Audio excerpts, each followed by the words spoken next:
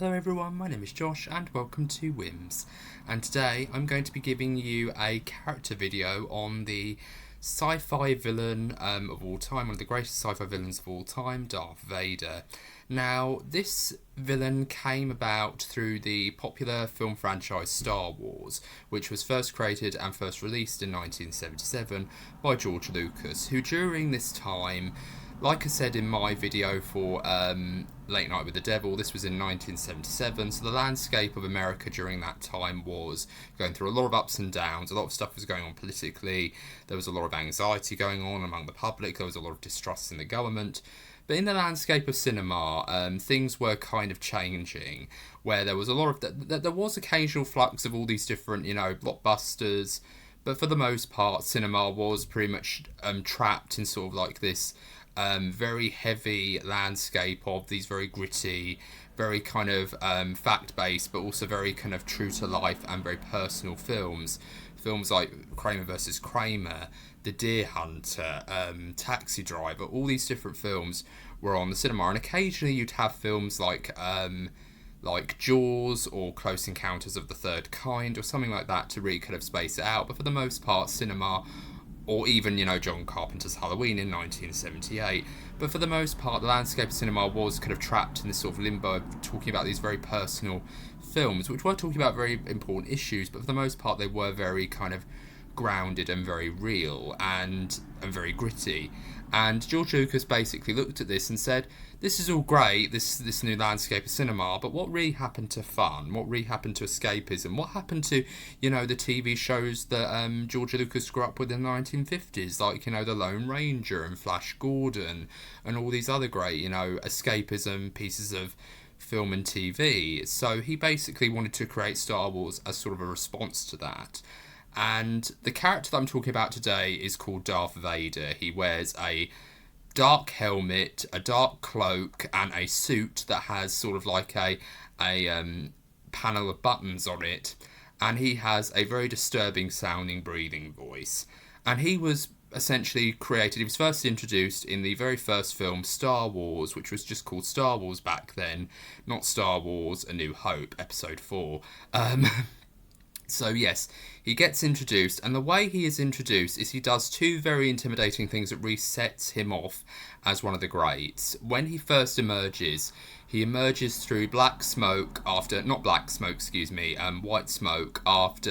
a group of soldiers on a rebel starship have been defeated. So the stormtroopers come in, and who follows behind them is Darth Vader. He emerges through white smoke. He surveys the damage, and then he just walks on.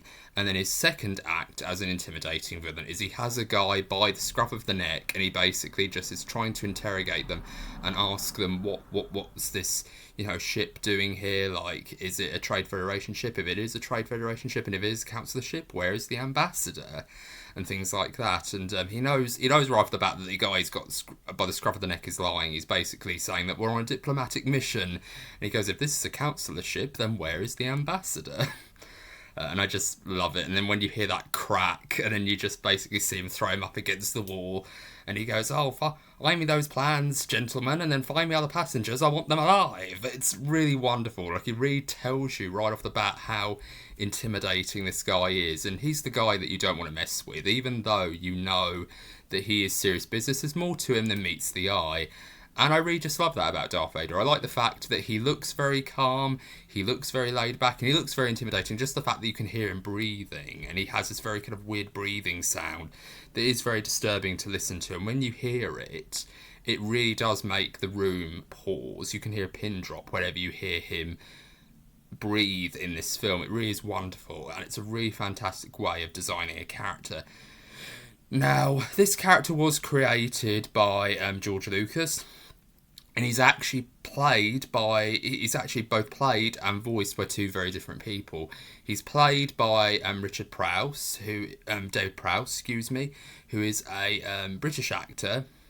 He was a bodybuilder before he got into acting. And for the most part, he was mostly involved in these very low-rent films. He'd occasionally appear in certain films throughout the 70s, but he's mostly well known if you are a fan of British advertisements. He did a lot of ad campaigns for the Central Office of Information called the Green Cross Code Man back in the 1970s, saying things like, oh, always look both ways before you cross the road and always stop, stop, stop, that kind of thing. And then he was also in A Clockwork Orange. He played the guy with glasses, the bodybuilder guy with glasses who is looking after the author after a very traumatic event in A Clockwork Orange, who takes Alex in. He's that guy. So essentially, he's worked with two filmmaking legends. Like, he's worked with Stanley Kubrick and he's worked with George Lucas, and he's played both this bodybuilder guy who's looking after this guy in a wheelchair, and then of course he's looking after he's also playing Darth Vader. So I thought that was actually really wonderful that he's worked with these two cinematic legends, and he's both kind of made a mark in cinema history in regards to who he can play. But he was also voiced by James Earl Jones, who most people now know of as, of course, the voice of Darth Vader, and of course he was also the voice of Mufasa in The Lion King. But he was also, before he did all that, he was involved in a film called Exorcist 2: The Heretic, and I really hated that his first ever film role was a very crappy sequel to a very good 1970s horror film. But yeah, he actually does the job very well, and I love Darth Vader because he has this very kind of stoic appearance. But what I really like is whenever a character says something to him, insults him, or does anything like that, he doesn't just simply get out his lightsaber and whoosh them down and kill them. He doesn't do anything like that or cut their head off or anything like that. He basically just looks at them, looks away, and then the character would just have this reaction like they're being held by the throat, but that he's not actually touching them. Like, he literally just does this with his hand, and then he's almost like force choking them. I really love that. I love the fact that he doesn't even need to shout at anybody. When he's giving orders, he does. But when it comes to him showing intimidation, he doesn't need to go big. He just needs to just show you his intimidation through just the way he reacts to things. And it's truly wonderful, and I just love this character so much. But what I really love about this character, and I am going to go into slight spoilers with this particular character, excuse me, but I do feel like the magic of this character comes from the fact that Star Wars starts off as a hero's story. It starts off as what Joseph Campbell would have called the hero's journey, or the monomyth, where we are focused on Luke Skywalker. He's a simple farmhand, and he basically starts off as a nobody who no one really knows the identity of, and he really doesn't seem like he's going to amount to anything, but he has aspirations of wanting to get off Tatooine, the desert planet of Tatooine, and become a jet fighter pilot and work in the rebellion probably and do some work there.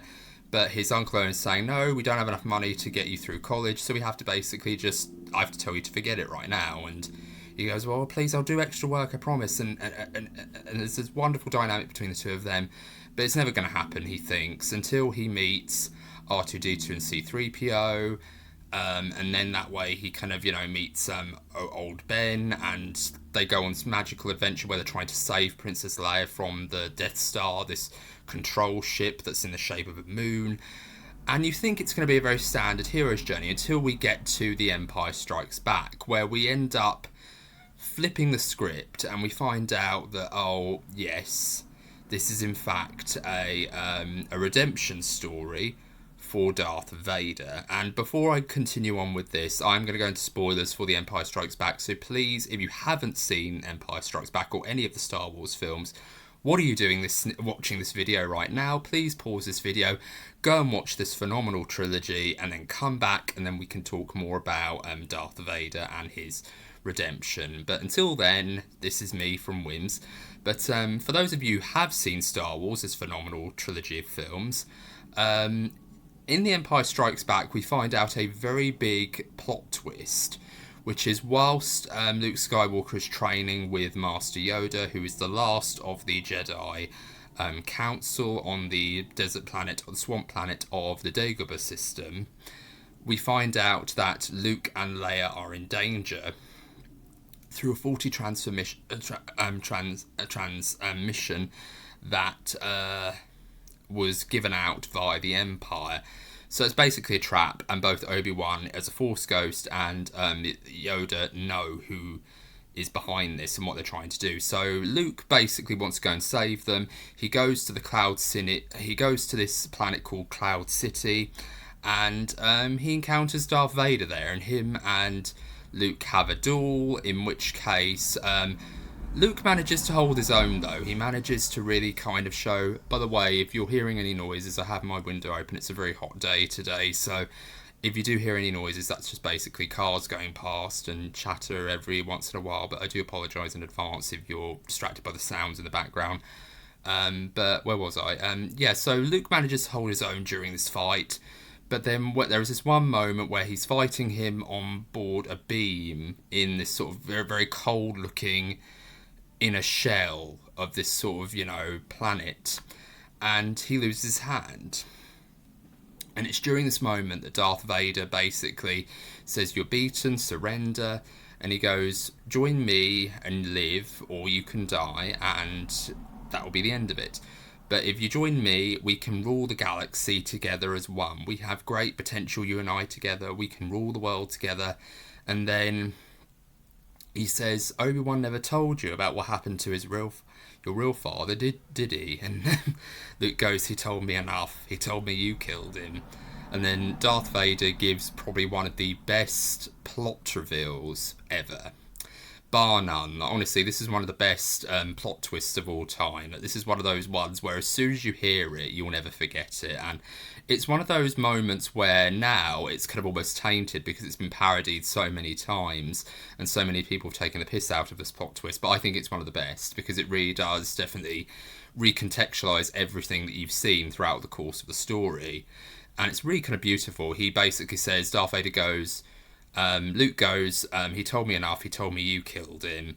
And then Darth Vader just goes, "No, I am your father." And it's one of those moments when the Imperial March comes in at that moment, it's like, my God, that moment. Oh, honestly, Mark Hamill. I know a lot of people love Mark Hamill for his voice acting work, but his performance in that scene, that moment when he hears for the first time that his father is the villain of the story, effectively. Like, imagine hearing that as a child. Like, when you're watching this as a child, imagine hearing that. Like, hearing that a person's father is the villain of the story. That's absolutely, quite traumatic. And it really does make them go, wait, what?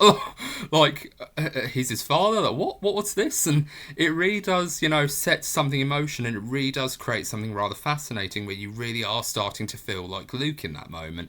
And Mark Hamill, in his absolute mastery, is able to really kind of convey the very slow realization that oh my god, it's actually this, and it's really well done, and I love his reaction. I love that he literally has tears in his eyes, but then he does this thing where he just goes, no, and he just grits his teeth and he goes, "That's impossible," and it's just really wonderful, and it's lovely. It's not lovely, but it really is just such a wonderful moment, and it really does hit home how much of a dilemma Luke is in, because he's the villain, but he's also his father, and it really does create a very interesting hook for Return of the Jedi. And what's really wonderful is that Luke is a good person. You really do show that even though he could have very easily fallen into the dark side, he could have very easily died in both Empire Strikes Back or Return of the Jedi. And even when he's tempted to the dark side with Darth Vader, he really does show that he does have the potential to forgive him and to, surrender to him and say, well, I'm not going to kill my father, I'm not going to do this. And when we meet the Emperor, and the Emperor is basically trying to taunt Luke into joining his side, he goes, "Oh, you want this, don't you? Well, I'm defenceless. Take your weapon, strike me down, and your journey to the dark side will be complete." And it's really wonderful. I know I'm jumping around a lot, but I really do have to get to the basics. This redemption arc is some of the best in cinema history, because I feel like it's very hard to do something like this. Like, I really do feel like Darth Vader has done so many unforgivable things in this entire trilogy throughout the course of the story. Like, the very first act we see him doing is he breaks a guy's neck and then throws him against a wall. He chokes one of his officers to the point of absolute oblivion. He blows up Princess Leia's home planet of Alderaan. He does so many unforgivable things. He kills Luke Skywalker's mentor. He actually has a hand in killing both his half-brother, Uncle Owen, and Luke's Aunt Peru. So he's done all sorts of terrible things throughout the course of this original trilogy. But what's really wonderful is that throughout all of it, he manages to say, you know, I will fight you, and if you will not fight, you will meet your destiny, and all these things. And there's that wonderful moment where Luke is hiding in the darkness of that ship, and he essentially is saying, you know, oh, I won't fight you, and he goes, oh, well, if you won't fight me, then maybe I'll do something else. Maybe someone else will join me. And he goes, oh, Obi-Wan was wise to hide you both from me. You have a twin sister. And he has that wonderful moment where James Earl Jones must have had a ball during this moment, because honestly, there's a moment where he goes, oh, you have a twin sister. Your feelings have now betrayed her too.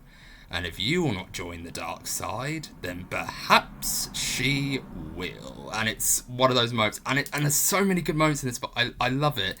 It's so wonderful. And when Luke and Darth Vader are fighting again, Luke has the upper hand this time round. He has the upper hand because, of course, Darth Vader doesn't expect him to go completely and utterly what most people on the internet would call beast mode. But what's very interesting is that he manages to really kind of show all his emotions. He's doing what the Jedi have taught him not to do, which is to use his emotions and to get too angry. And I really just love the way his character has just gone from being this absolute master of manipulation to being this guy who's totally defenseless and totally unprepared for what this new Jedi is giving him.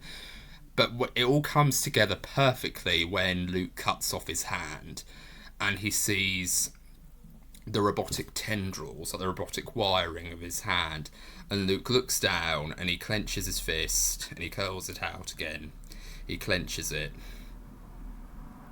And then he realises that, oh my god, there's a scene in Empire Strikes Back where he goes into this cave and he sees a vision of Darth Vader and he's dueling with him with the lightsaber, and then he decapitates him. He defeats Darth Vader in this cave, and then the mask drops to the ground and then it opens up and it's revealed to have Luke's face in it.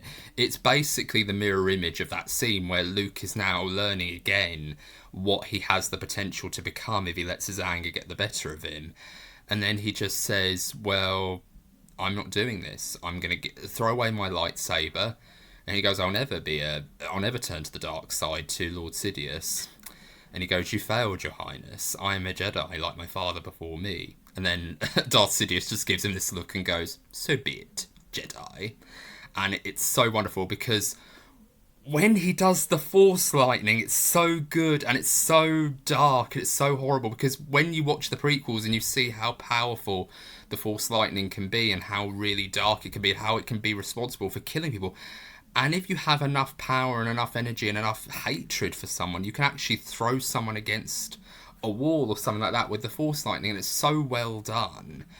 And but in this case, he's just basically torturing Luke into death, just basically frying him to death. And Darth Vader gets up and he's looking at his master, and then he looks at his son, and his son's saying things like, Father, please. And it's really well done, and it's just so wonderful. And then Lord Sidious is like doing this very kind of hatred, like seething through his teeth kind of expression. And then Darth Vader looks back at his master, and he looks at his son, and he looks at his son in pain, and then he looks back at his master, and then he has this moment where he just sort of looks, and he just turns to his master, and he just lifts him up with one hand, and then he just throws him off this balcony, and I just thought, it's so wonderful. And I just thought, I love this character so much, because even when he's being heroic and he is doing that redemption arc, it's so well done. It doesn't feel out of character in the slightest. It feels like we get a full landscape of who Anakin Skywalker is in this film, and you really do feel sad when he eventually does redeem himself, but it comes at the cost of him losing his life and him basically doing everything that he can to save his son. And it really is heartbreaking, because in the prequels they did kind of show that Anakin does have a very sad life. Like when you see him in The Phantom Menace and you see that he's a child, he's a very skilled pilot, and he's very strong with the Force, you really do get this sense that he does have this potential to be a good, powerful Jedi who can hold his own. But him joining the Jedi Council and going with Qui-Gon Jinn, played by Liam Neeson, really is the moment where it's kind of like... And George Lucas, even though a lot of people like to give him crap for the prequels, especially The Phantom Menace, I feel like he did a really good job with what he was trying to do with The Phantom Menace. He basically said he wanted this to be geared towards family audiences. And him casting Anakin Skywalker as a 10-year-old and casting Jake Lloyd might sound like a very confusing move, but when you watch the scene where it's revealed that he's going to Coruscant with Qui-Gon Jinn and he's going to become a Jedi and he's free, he's no longer a slave, and he has that moment where he's excited, he's like going, yay, I'm going off to be a Jedi, it's wonderful. And he has this moment where he's gone into his room and then he comes out and he goes, but what about Mum? Is she free too? And it's like, you can tell where he's going with it. And I thought, George Lucas, you are a genius. Because I watched this film when I was 5 years old. It was 1999, so I think I was about 4 or 5 years old when this film first came out, and I went to go and see it at the cinema. And I can remember even then that this film was trying to get to me in these emotions and trying to make me think, what would happen if you were a child and you were given the opportunity to do everything that you ever wanted to do? Like, say, for example, you wanted to be a fireman, or you wanted to be, a doctor, or whatever that is. The Jedi is basically an example of that, or you want to be a knight, or you want to be, a wizard or something like that, and you got the opportunity to do that. But then it came at the cost of you going away from home at a very young age and being told to essentially, not look back. You can accept the change, you can stop the change, but you can't stop it as much as you can stop the suns from setting. There's so many good things that George Lucas puts into your head at that moment. And it really is heartbreaking. Like, watching it all these years later, I found myself getting choked up at the scene where he has to say goodbye to his mum, and she says, go now, be free, and don't look back. And it's just one of those moments where I literally got very choked up, and I thought, why am I crying over this? It's The Phantom Menace. But it works, and it really shows that George Lucas knew what he was doing, even though technically it didn't always pay off in an exceptional fashion. It still works on some level, and that's why I'll always have respect for George Lucas. And his fall to the dark side is the most tragic, and I feel like him in the Attack of the Clones film, when he has dreams about his mother dying, it's such a very real thing, because he's a teenager and he's been forced to train as a Jedi, repress his emotions, repress his feelings. So even though you're watching this very cringy love story between him and Padme, it's supposed to be cringy because he's a teenager who's been brought up essentially as a sacred monk with magic powers to, repress these feelings and to learn in the ways of the Force. So when he's talking to Padme, he is very awkward. He doesn't know how to process his emotions and his feelings. But when he gets the opportunity where he starts to realise that he wants to return to Tatooine and find out what's happened to his mother, and he goes to find her, and she's been kidnapped by the Sand People, and he has this wonderful reaction to seeing her tortured, and then she dies in his arms. There's that wonderful moment where he literally just looks, and he looks at the camera, and he has that really kind of evil look on his face, or that very angry look on his face, but he's also very sad. It's really wonderful, and it really shows that Anakin Skywalker had such a tragic life before this all happened. And even after that, even when he got his chance to become a Jedi and become stronger, he still had a lot of bad luck and a lot of tragedy, because all of this stuff came at the cost of his wanting things to go the way he wanted them to go. Like, he wanted to save Padme's life because he didn't want Padme to go in the same way as his mother did. And there's so many tragic elements that did work. It worked for me. It may not have worked for everybody else, but it really did work. And I felt like the prequels did a really good job of tying all that stuff together. Yes, there are some things that could have been cut, that could have been, just thrown away and scattered away. But I feel like the politics stuff, it all served to show how the Emperor could very easily influence people. Excuse me. But I feel like this character is such a great icon of cinema, and he will continue to be an icon of cinema. Even to this day, this character is an icon of cinema. Like, whenever you see him in any Star Wars related stuff, except of course when he's being displayed in Disney theme parks breakdancing. That was when they killed the character. Him screaming no in Revenge of the Sith was not him being destroyed. It was him breakdancing with stormtroopers that killed the character for me. Because Darth Vader can do many things, but he does not breakdance. That's one thing he does not do. But yeah, he has always been an icon of cinema, and he always will continue to be an icon of cinema. Like that scene, one of my favourite scenes in Rogue One was the scene where Darth Vader basically goes to town on those soldiers in the corridor in that ship at the beginning of A New Hope and at the end of Rogue One. That was my favourite Darth Vader moment because that brought Darth Vader back as the badass. When I saw him going to the desert planet of Tatooine or wherever it was in the Kenobi series, when he basically started using the Force against those villagers and dragging someone across the ground and breaking someone's neck with the Force, trying to get Obi-Wan to come out of the house or wherever he was hiding to face him. That was such a great badass Obi-Wan moment, and it shows that he basically is still the Anakin from Revenge of the Sith, who's very much riding on anger, fury, frustration and revenge. And it really is well done. It's very well realised. And everything feels in character. It doesn't feel like, oh, this is something that Darth Vader wouldn't do, or Darth Vader wouldn't do this. No, Darth Vader would do this. It's just a much more earlier version of Darth Vader. What Darth Vader doesn't do is break dance with a bunch of stormtroopers. Sorry, rant over. But yeah, that's where I feel like they killed him for me. But I feel like he never will die because he's one of the best villains of all time.